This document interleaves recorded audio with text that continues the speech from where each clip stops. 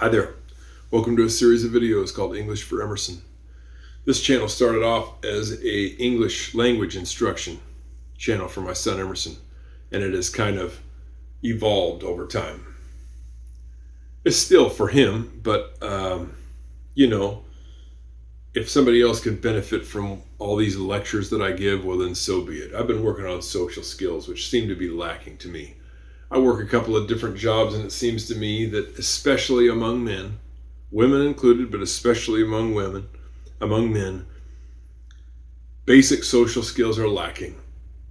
A lot of times, for some reason, a lot of men are sullen and non-communicative. It's very difficult to even get so much of a grunt out of them. I don't know if they do it because they are used to it, or if they're doing it because they think it makes them look intimidating, or it's a way of getting power. I know for myself, when I was in a really, really bad time in my life and a very, very bad position, I became very rude and sullen and serious and unpleasant. I think that's probably part of it for a lot of men. They get shut down and emotionally withdrawn because of a lot of bad treatment. And it's sad.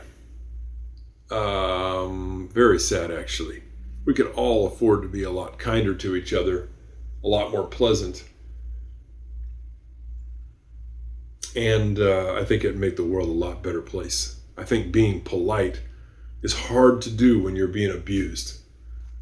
But the heavyweight champion of the world currently, Alexander Usyk, seems very, very polite and very, very well spoken. Even though English is his second language, he still makes an effort socially. It doesn't make him look weak.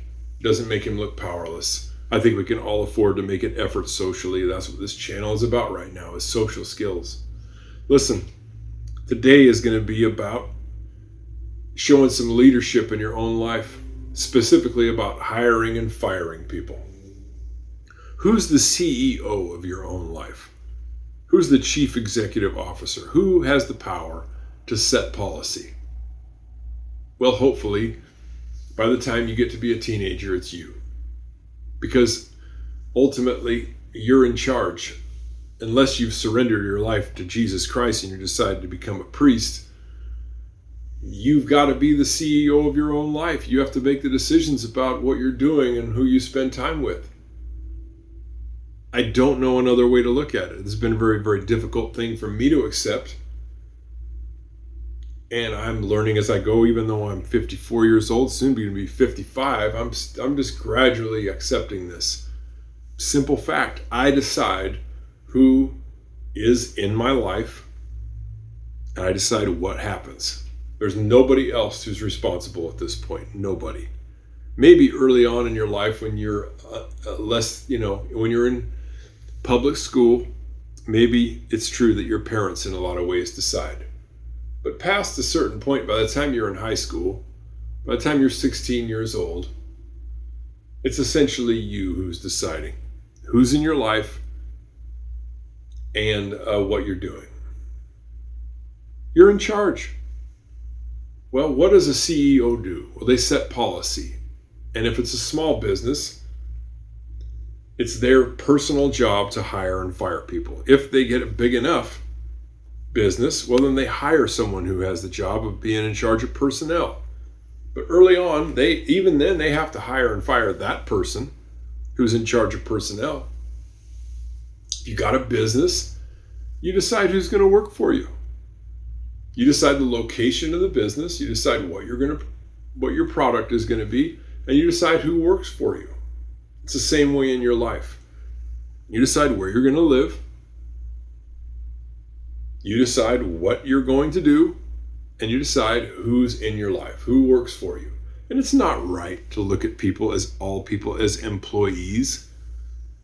People are people. They have their own lives. They're not your employees, but it's a way to look at it when you're trying to think about what to do in terms of making decisions. This is something I did not do early on. I'm getting better at it. I'm starting to view people, at least to a certain extent, as my employees, because it helps me to think clearly about what are these people really doing in my life. Are they an asset to my company, or are they a liability? Let's say I was going to hire someone to be in charge of payroll. They're going to pay the bills, and they're also going to handle income and take money and put it in the bank and then pay people, and pay bills. Let's just say I was going to hire someone for that job. So I don't have to deal with writing checks, paying bills, and, going to the bank. Well, what happens if that person was late for their job? They did not show up on time. And what happens if they did not communicate about what was going on as to why they were late?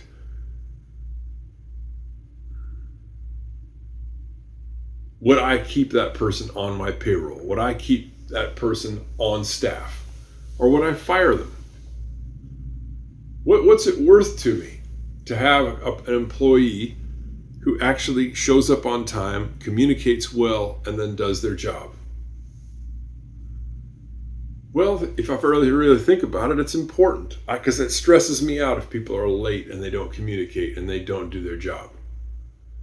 Well, I had to fire somebody recently. I set a date with a woman.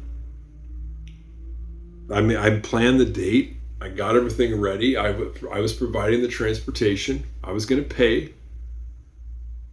I was going to do everything. That was all my responsibility as the CEO. I was going to ask, plan, execute, and be on time and provide transportation. A lot of things were on me to do. What was the role of the other person, the woman? Well, to be ready on time and to communicate about, when the pickup was going to be, and, agree to be in that position and to be in that spot, be in that location, and agree to the activity. Well, the woman, she wasn't a bad person or anything, nice woman, but she was unable to do these two things. She was not able to be on time, and she was not able to communicate effectively about what was happening. She just couldn't do it. So, in effect, I fired this person. Why not? Why would I invite someone into my life who is not going to be on time and who doesn't communicate effectively? What benefit is it to me? What am I getting out of it? I'm providing, meaning I'm paying for the date, I'm setting it up, I'm providing transportation, I'm doing the planning, I'm accountable to be there on time. Well, that's a lot of things. What am I asking in return? To be on time and to communicate effectively. She could not do those two tasks. I had to fire her. It was difficult for me to do on some level because I don't enjoy conflict, but just something rose up in me. It's like, I'm almost 55 years old.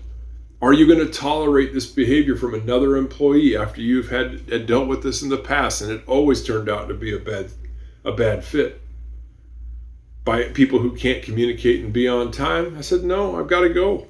I quit. I'm out of here. I fired her.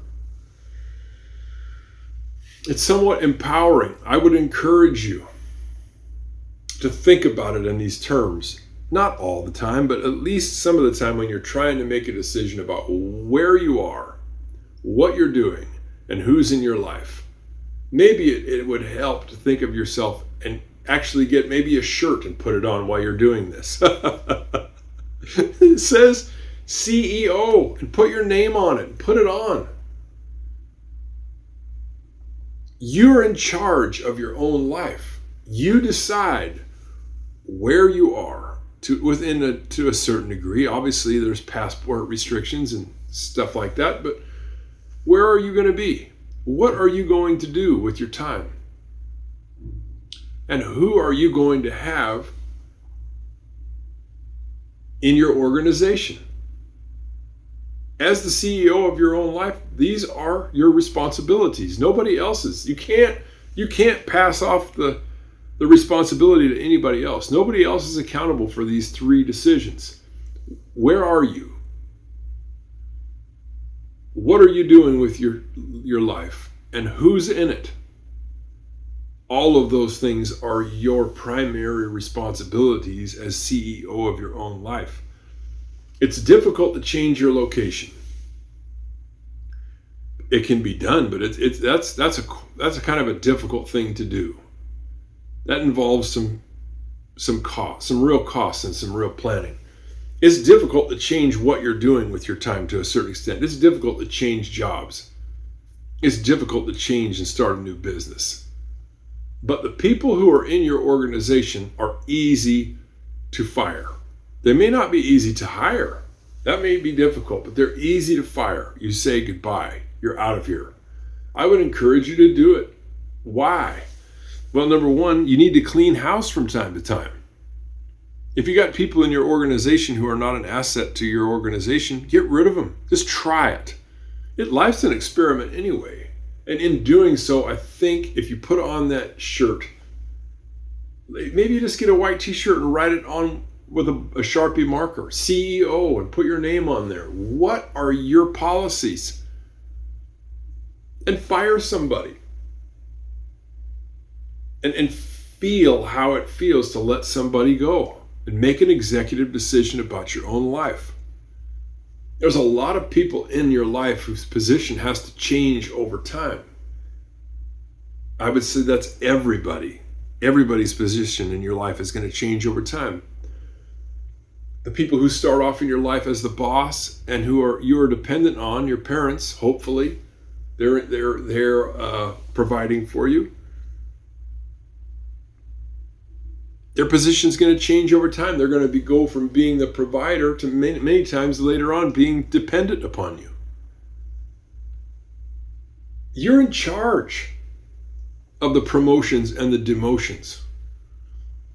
If you got people in your personal organization, your life, your personal enterprise, your personal company, who are not an asset to it, who are not helping, who are late, who are not doing their job, who are not effective communicators, who are dragging it down. Please put on a t-shirt or a nice shirt, whatever. Please get a business card and put it in your pocket, whatever. CEO, put your name on it and fire someone today.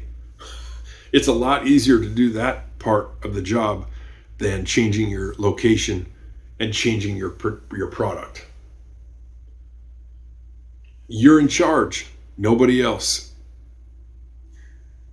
You are the CEO of your personal organization.